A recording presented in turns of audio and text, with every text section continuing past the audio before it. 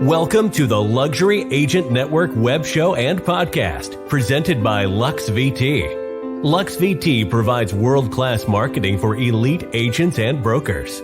This web show and podcast is dedicated to bringing you the latest tactics, trends, and insights to help you win more listings.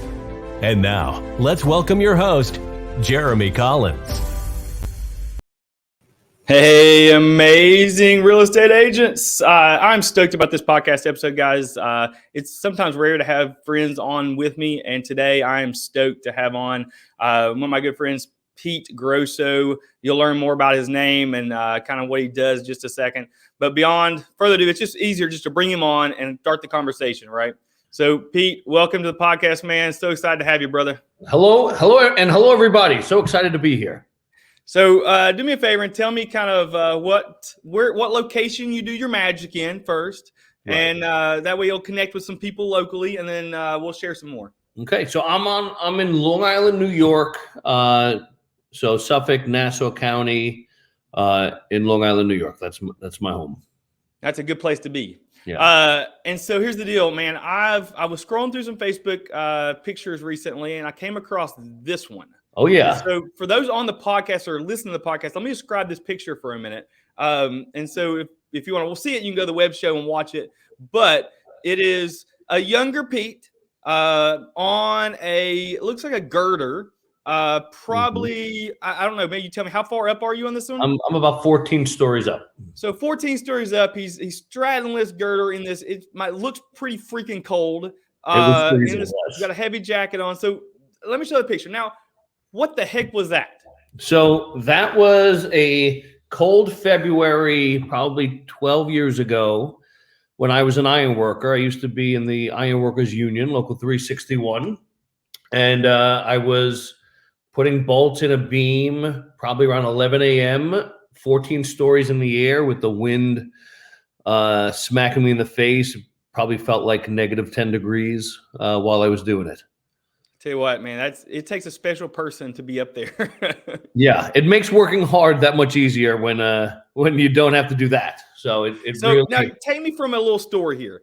How do you go from being 14 stories up on a girder, putting in some beams, to being an awesome real estate agent where you're at? What happens here, man? So I sort of fell into it. I was working on Citi Field, which is Met Stadium, and I was walking across a beam, and I was walking across something that's supposed to be tied down, and it wasn't, and I fell 14 to 18 feet into a lower roof, and I broke my ankle, my leg, and my back. Oh my God! And they had to use a crane to lift me up off of that part of the stadium and I was actually on the pitcher's mound of Citi Field in a stretcher. Now, how many years ago was that? That was 2008. So that's, oh my God, how many years ago is that? Is that? It's a lot. It's a long time ago. So I got knocked out of the business that day. That was my last day. I spent about 3.5 years getting surgeries. I walked with a cane for over 3 years, and I had to spend a lot of time figuring out how to reinvent myself. So during that downtime, which was very depressing and very hard to live, feeling like you have no value, I made it my mission to bring value to this world. When I talk to agents, and you're not alone in this, there are moments that I've talked to some agents even across this country where, they have that same kind of feeling you've had. There's a downtime. They've got to do something different. Right. And so it really is one of those times where you either do it or you don't do it. Right.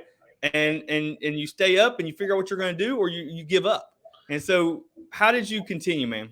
So I actually, while I was laid up and going through my surgeries, I ordered, the financial crisis happened. It was all about housing. I was very interested in it. So I ordered economics textbooks from Yale and Harvard University. Wow. I started taking iTunes class, like all the big schools would put their classes on iTunes at the time. So I was essentially just sitting in a classroom from my bedroom, watching Economics 101 to Economics, I don't know. And I watched probably about 10 classes of economics at Harvard and Yale. So I just kind of like reinvented my mind to think differently. And when I was able to get around, I started doing some investing, and I had this vision of being the someone who owned a property in every state in the country. And then I had my daughter, and I didn't want to leave town anymore. So I decided I would try to invest in real estate on Long Island, got my real estate license, met with several brokerages, fell in love with RE/MAX, fell in love with the broker that owned that RE/MAX. And I went a couple weeks later, I went to an award ceremony where I watched a bunch of people getting awards and I didn't get any, and I didn't like it. Isn't that makes you either go, what the frig? Right. I had no business getting one. I hadn't even started anything yet, but I just hated that somebody was winning and I wasn't even fighting yet. So I decided. You're not competitive at all, are you, Pete? You're not competitive at all. Yeah, I got the eye of the tiger that moment, and I decided I'm going to give this a shot. I worked 80 hours a week my first year, and I sold 7 houses. I made $26,000. I re-spent that $26,000 back into my business. And my second year, I sold 47 houses and made $350,000. Did you get an award that year, Pete? I did get an award that year. Yeah, right, I did. Not only did I get an award, by the end of that year, I took over the brokerage that I was working for, and I became the broker of that brokerage. And now we're 5 years in, and we're actually going on my 6th year, but within 5 years, I owned 3 of them. Man, so, I'll tell you what, it's one of those stories you go back and you go, okay, that's inspiring. When you get to your back, I mean, literally you fell and you fell hard. Yeah. And you find a way to get back up. But now that's a motivation to you. And now you've got a family. You're motivated by the family. You're motivated to keep the business going. You're going to nonstop move, right? And that's what all real estate agencies do. Just look, motivate, hustle, right? Get out there and do things. And so you created a brand, though. You created something that reaches your community in a big way. So let's take a moment. Let's share a little bit about reaching your community and what you've done to place yourself in that. People think of you as the go-to guy, right? So how can agents do that, man? So first of all, one, the more hands you shake, the more money you make. You need to get around and meet all different types of people, get in front of people, let them know what you do, but more importantly, figure out how you can help them. And for me, that was connecting with other businesses so that I could bring great people to great clients. And that's why people will call me about anything that they need. I do not want to be their real estate agent. I want to be their everything. So when real estate comes up with any conversation, I'm the guy they're going to fight for. They're not going to recommend. They're going to fight to make sure that their friend gets the same experience and gets the same type of connection that they got. So number one, be the go-to guy. Be the go-to guy. All things, not just real estate, because that's where agents mess up, man. Agents go back and they say, I'm going to be your agent. I'm going to be your real estate person. No, that's not how it works. What is a real estate agent? Really, we're just a conductor. We're the conductor at the orchestra. We may show them the house, but once we show them the house or once we list the house, we are connecting them with all the great people in our network to make sure that everything goes smoothly. And the better we are at showing them that we have the value and have all the best people, the more trust they get and the more they want to recommend us. Well, that can go outside of real estate. Amen. That can be anything. That can be restaurants. That can be contractors. That it's endless, the amount of people that you can connect. If you see a great person, if you meet somebody that's great at something, make sure that your whole audience knows about it. Make sure that you're sharing them, because 2 things are going to happen. That person, let's say there's an electrician that you think is amazing, and the moment you hear about electricity from anybody in any conversation, you're trying to make sure that they get to know that person. What is that person going to do for you? The exact same thing. So all you're doing is connecting good people with good people, and they're doing the same. It's a very simple concept. It's really just being an advocate for your community. It's bringing good people to good people. Man, I love that. So I teach a workshop at least twice a year, and it's called Digital Mayorship, and how you can become the mayor of a certain community. without really being the paid mayor. You become the go-to guy. You become get paid more than the mayor if you do it right. Shake your hand. What's that? You get paid more than the mayor if you do it right. That's it. Amen to that. You do. You get the person back. I mean, now you could probably go back, Pete, and go back and say, okay, the electrician I hooked up, the painter I hooked up, the barber down the road that I hooked up. Those people become your referral base. Right. They become your cheerleader in a way, right? Yeah. And that's the crux of my business model, is making sure that I am the go-to person, that I know all the people, so people will call me and they'll say, Pete, my aunt died. What funeral director do I call? Wow, I love it. There's no area where they don't think of me. So, which means so if they trust you in the funeral, if they trust you in the electrician, if they trust you in the painter, who are they going to trust for real estate? Right. Yeah. I love it, man. Yeah. It's really important, and it really helps you develop real solid long-term relationships. These people will be with me for the next 20 years. And if they're thinking about is real estate, then they would have been with me for a year. And so it makes life very easy. It's long-term commitments, long-term relationships is what you're looking for there, man. And that's what you've created, is long-term relationships, and not just one, but hundreds of long-term relationships. Multiple and multi-dimensional. So I am constantly having business owners give me business and connecting me with their family and friends. And then it just keeps getting deeper and deeper. And I think it really goes deep into probably the community you've built there, man, is that people trust you. And we all know the whole saying, right? You've seen it in every podcast, every blog, know, like, and trust, right? Right. But it's hard to actually make that a reality. It truly is. But when you build a network of people, and I would think the network probably changes to being friends, right? It's not just a network. It's a group of people that love each other and want to help each other out. Yeah. Good brings good. So I'm not going to recommend somebody that's just good at what they do if they're not ethical. That's not good what they do, but they're going to rip somebody off. I wouldn't do that. So when I'm around these people, they're good to be around. So it makes life super easy, and we have social events. When we get together and we make sure that we're enjoying each other, because real estate agents work 24/7.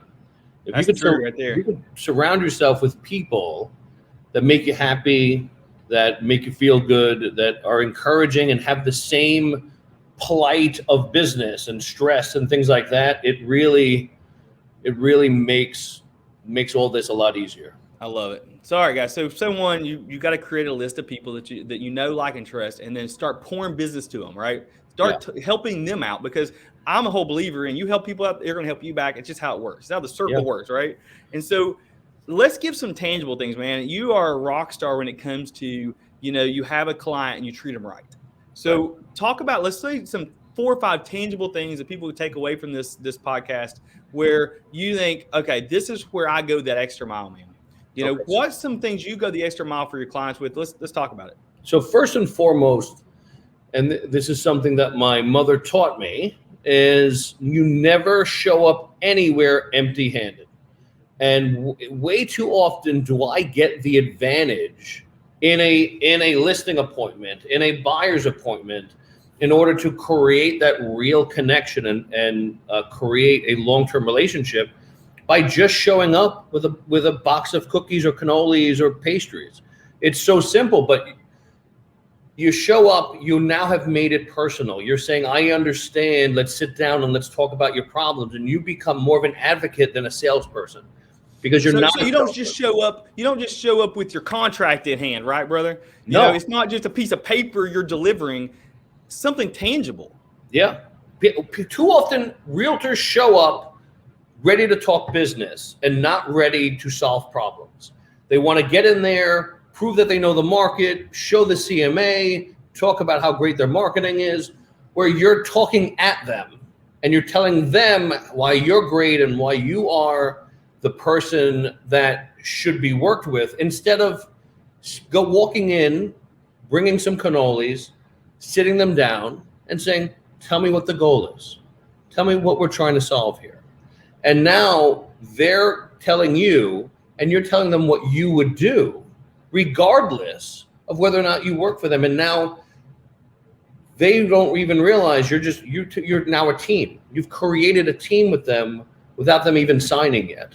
And you go in there with that attitude, you don't walk out without the listing because you're walking out with an advocate and a friend.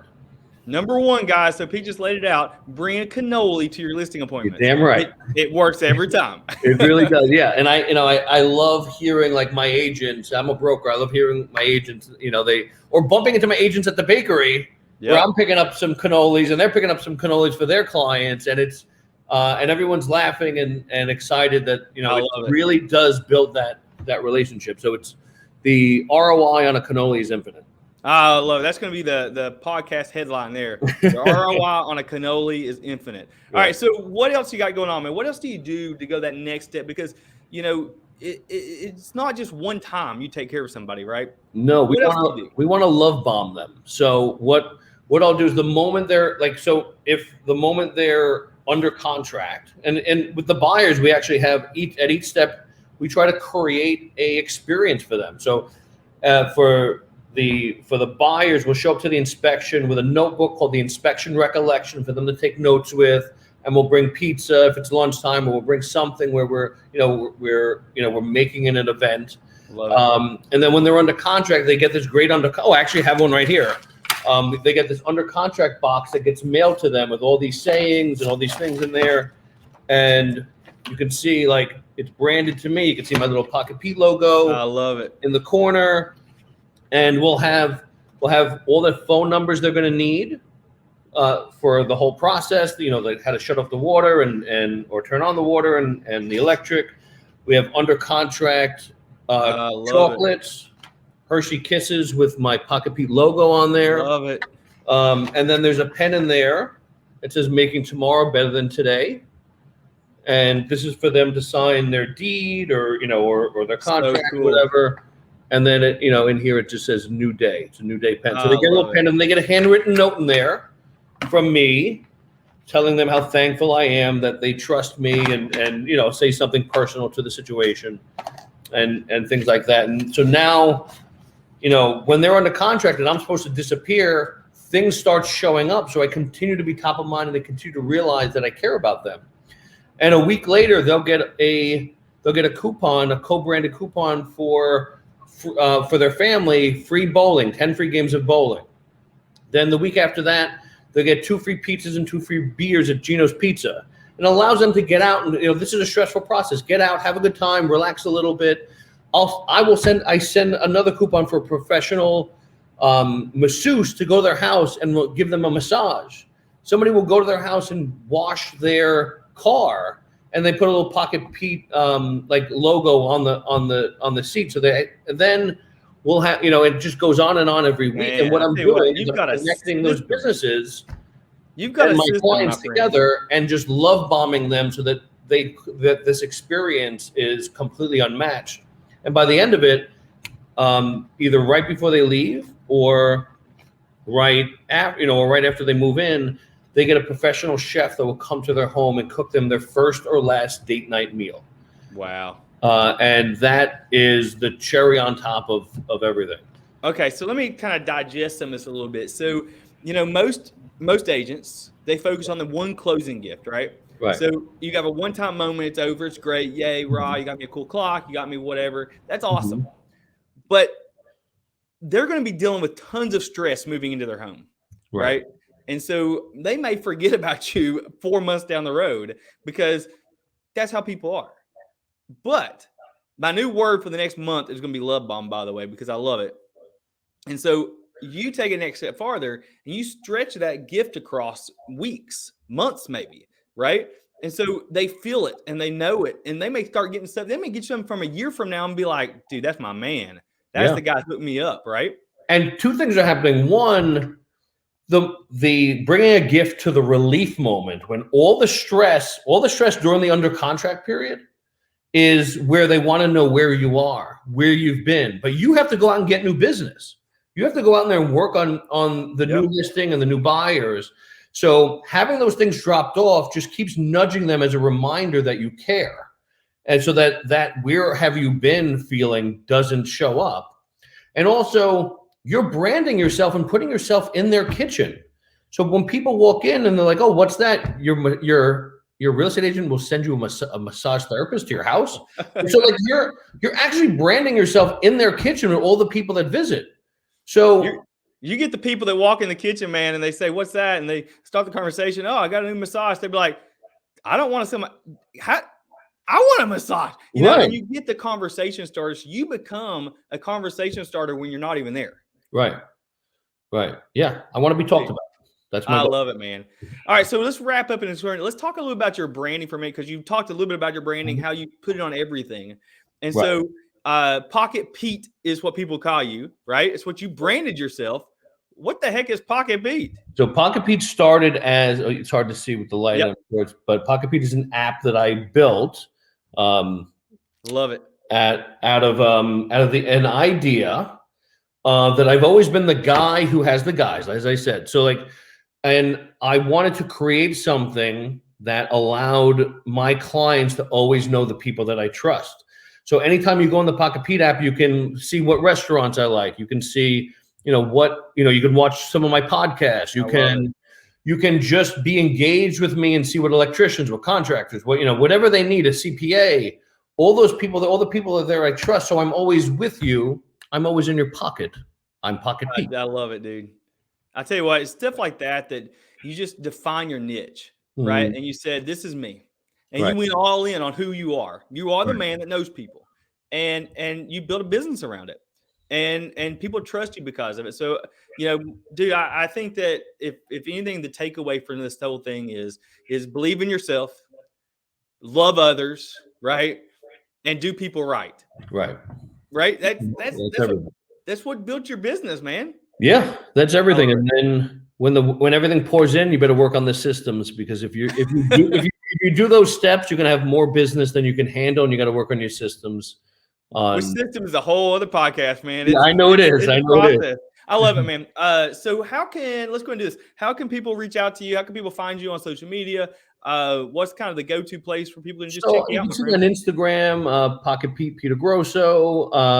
You can, call me or text me. My number is 631-320-8848.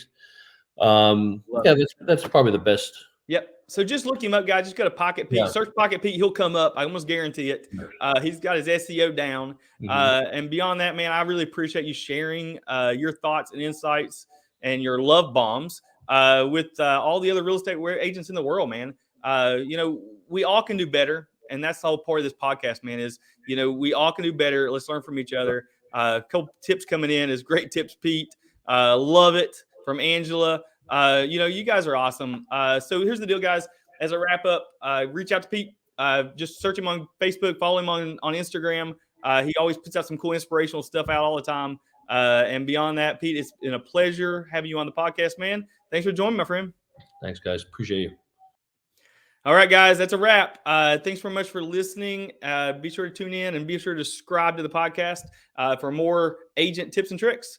You guys have a great one. We'll talk to you on the next episode.